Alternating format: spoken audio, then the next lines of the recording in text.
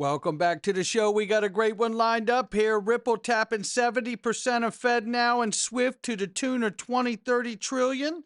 And how about JP Morgan plus Coinbase and 80 million customers headed for crypto? We got that and so much more. Somebody roll that beautiful intro.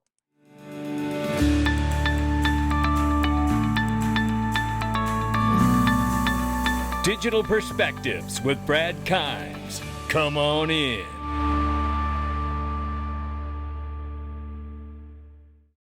Welcome back to the show. You can follow us on X, YouTube, and DigPerspectives.com for exclusive content. Right now, $3.92 trillion market cap for cryptocurrency. The market is off 5.3%, and we are under that 4 trillion mark.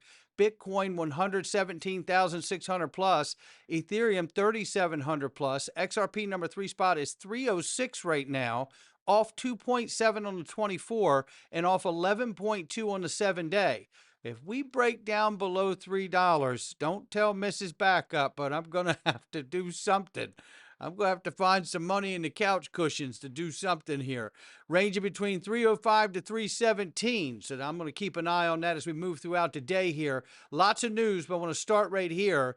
This is a reminder of the shape shift that's happening now because of the embrace from the United States government of digital assets and this new emerging innovation. Rick Edelman, who is the top dog when it comes to financial advising, right? This is guy knows all about crypto. He's a big Bitcoin guy, and he's now saying a recommended 10 to 40% allocation for crypto in your portfolios. And we also know that President Trump has said that they're going to unlock $9 trillion worth of 401ks, giving everyone the ability to go into crypto, which is why I tell you all the time about iTrustCapital. It is the greatest home for IRAs, bar none. This isn't even up for discussion. I've been with them going on 6 years, if not 6 years at this point, and it is amazing. The sense of empowerment you get in the back office, self-directing your investments where you could not do it before. Now, we're about to see the greatest moment in innovation and the embrace of legislation becoming law. You could be moving your 401k and getting all of that windfall to come. The dot-com era for crypto is right in front of us, and you could experience all of that in your IRA if you want to. iTrustCapital.com/XRP Army. Use the promo code at the bottom, XRP6. Not to mention the fact, if you just want institutional grade custody, you don't move your assets around, you buy your long-term hold. PCA gives you that peace of mind and comfort without having to enter an IRA. So if you already have an IRA and you want to get your other assets in a very, very safe place, this is a great place to do it. Now, you guys know the way I roll. I keep my assets on multiple platforms, but I'm going to tell you right now, security, safety is the new sexy at my house. I'm going to tell you that, okay? And if it is for you, you're going to want to go to iTrustCapital.com/XRP Army and get it today. Click the link right underneath any video in my catalog. You will be able to access it right away. And it's a very safe link. FOMC decision coming up at 2:30 Eastern time today, and the White House will release its first crypto policy report to the public. Why don't we go ahead and just let that thing go early? Why do we got to wait till 2:30? You know it's done.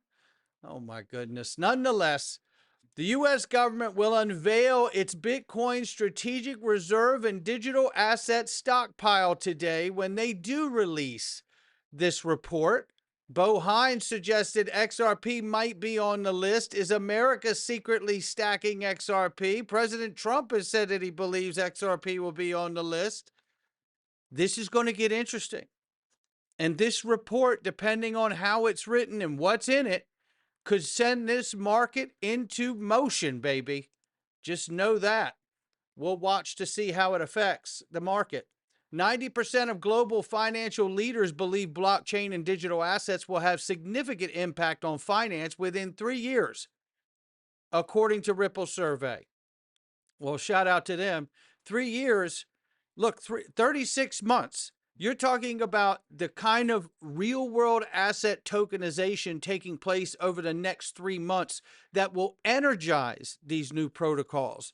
Listen, if you want to have a lot of conversations about a high price XRP and other assets that move value, well, you're going to need a lot of vehicles on those protocols in order to make pairings to settle anything, aren't you? So that's what we need now. You know what? I'm going to be really excited when we have stable coins and CBDCs from every country of the world rolling around and flying to the tune of their daily volumes today on the XRP ledger. When the volume of the daily volume of the stock market is moving across the XRP ledger and other ledgers for clearing and settlement and movement of value, this is why I'm here. This is ultimately what I'm waiting for. And I want to be very, very careful that I'm able to experience the things that I want to experience as an investor with my returns, but at the same time, leave enough in the gas tank to get me to that place where I want to see realized adoption at a 90+% level. And in the interim, we're still watching the internal battle of the largest banks trying to fight Ripple from getting a national chartered banking license and a Federal Reserve master account.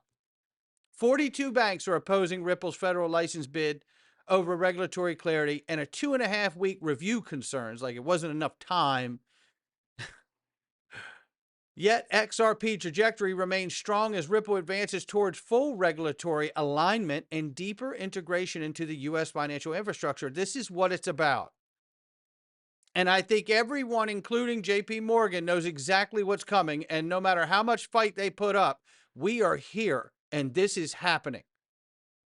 Now, whether it happens in October or whether it happens in November, or September or whatever that is, I can't say. But I do know this, they're not stopping where this is going.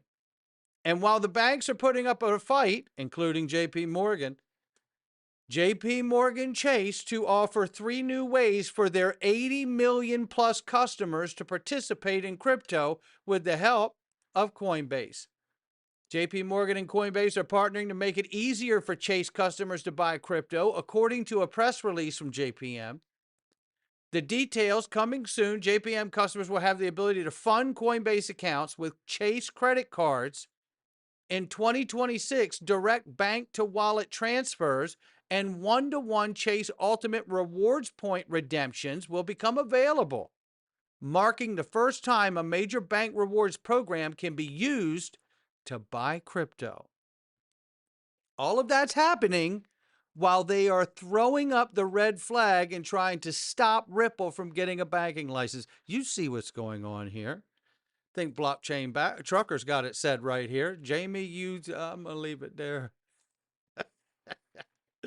Blockchain truckers like my spirit animal, I tell you. And then let's take a look at this. Here's PNC. By the way, if you've forgotten, Ripple and PNC have been partnered for years. So 410 billion PNC bank partners with Coinbase to offer crypto services. And here's a little shot. Digital asset Bitcoin? Well, listen, it's early doors yet, but partnering with a company like Coinbase to provide access as client demand matures is really where we're thinking about building out our capabilities. So is anything that's available on Coinbase safe to say available for PNC's clients? I wouldn't say just yet, because we have to figure out what's actually the client demand. And then to start to build this, there's going to be a list of priorities. Digital asset Bitcoin? Well, listen, it's early doors yet, but partnering with a company like Coinbase to provide access as client. Sorry, I let that lapse real quick. I didn't mean for that to happen.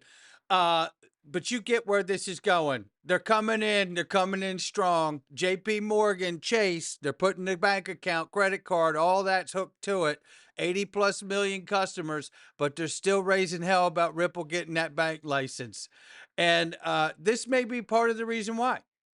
Real USD June attestation here.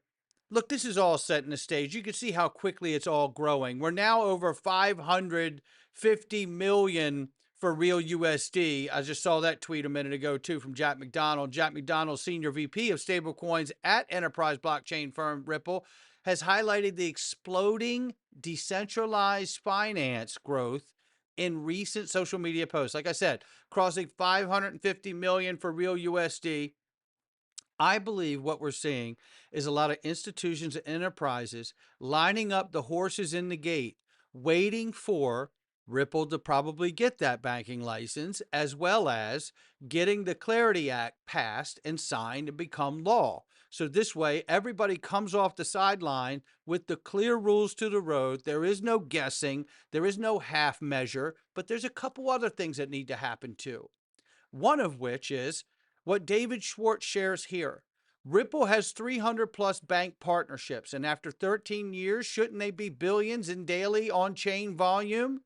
Well, he goes on to break down, I think there are a number of reasons why institutions have historically preferred to use digital assets off-chain rather than on-chain.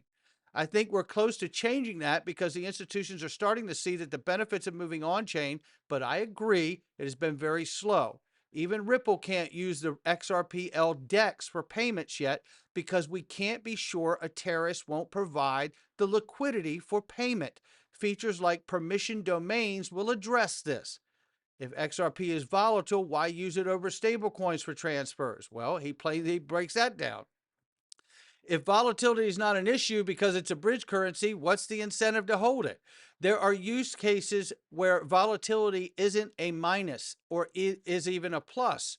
Generally, for most digital assets, the general view is that the upside is worth more than the downside. So as long as you aren't very risk adverse, holding it is not really a disadvantage. If a bridge currency only works if someone is holding it so that you can get it precisely when you need it, but I think that in practice, if you don't know what asset you will need to hold next, you may hold the dominant bridge currency because it should be cheaper to exchange into whatever you happen to need next.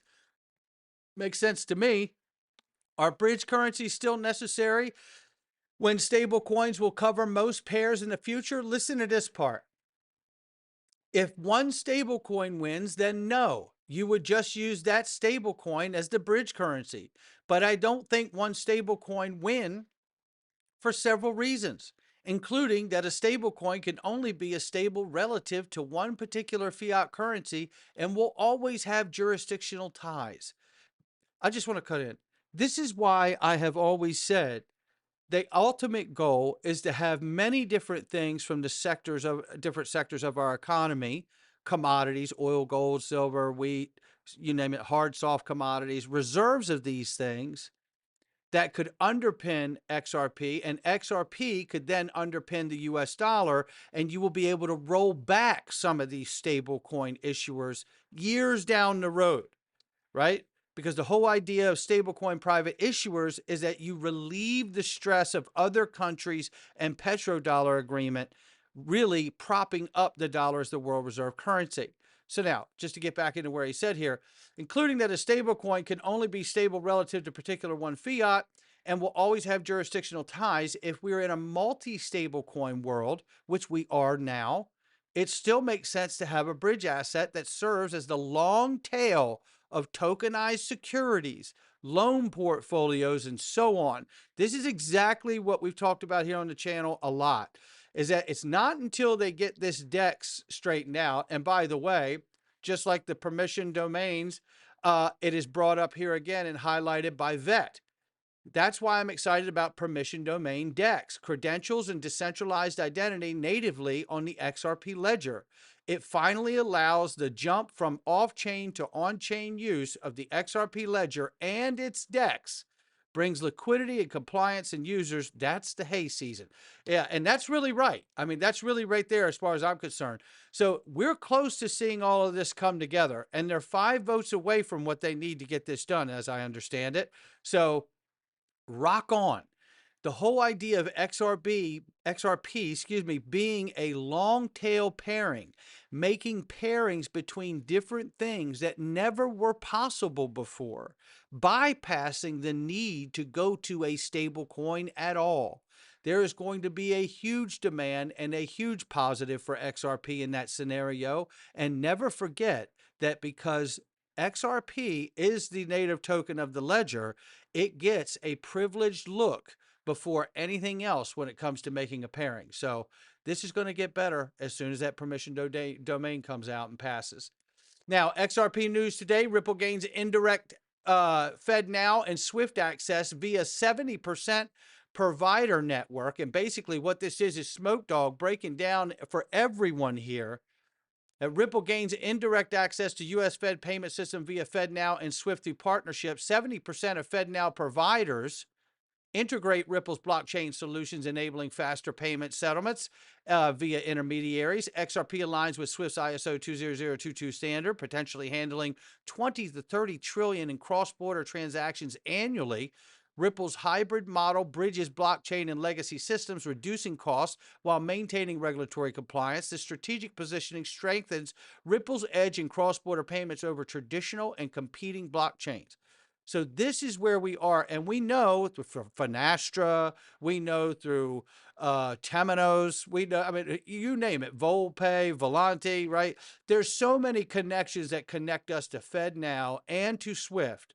This is going to get very interesting to watch, but I believe we still need Ripple to get that banking license and that Fed Master account.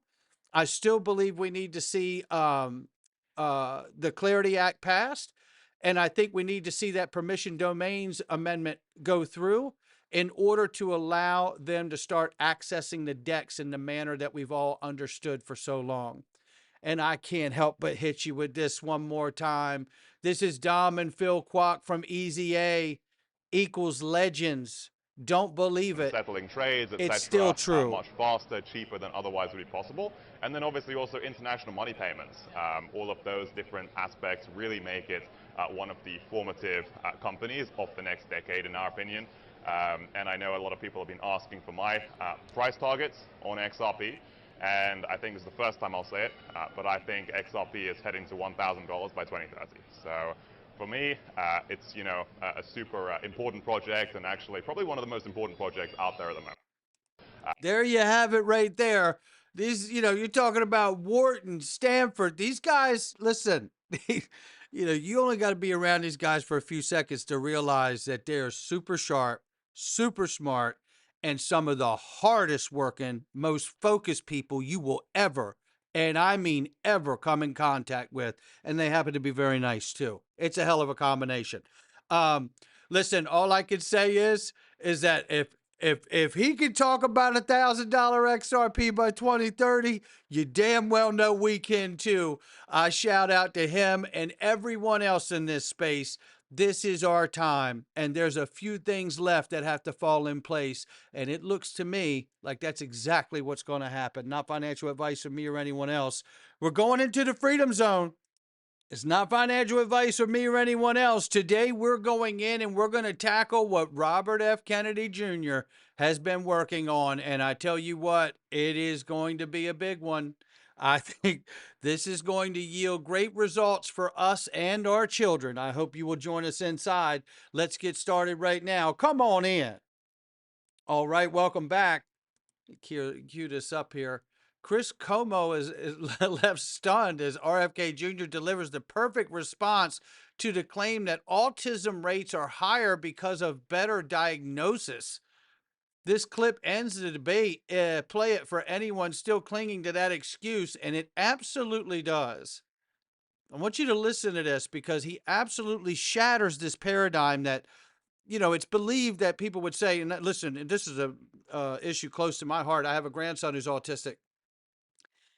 And, you know, a lot of people would tell me when he was first diagnosed years and years ago, oh, well, you know, they've gotten better at how they classify autism and diagnose autism. So that's why the ratio of autistic children have gone up in generations here. Really? Well, listen to this get shattered like glass. But one answer is, well, Bobby, the reason we get a lot more now is because everything gets a diagnosis these days. Every kid has at least 2 diagnoses for what we used to just call behavior. So now they're putting all these kids on the autism spectrum because that is kind of like the fashion of the moment. That's the answer to why we're seeing more. Do you accept that? No, that is nonsense. It is an absurd, industry-driven canard. There's been study after study after study in high gravitas journals by the best research organizations and institutions and universities around this country that shows that the autism epidemic is real. And Chris, it's also just common sense. If it was just a matter of better diagnosis, Listen, or better recognition, you would see it in older people.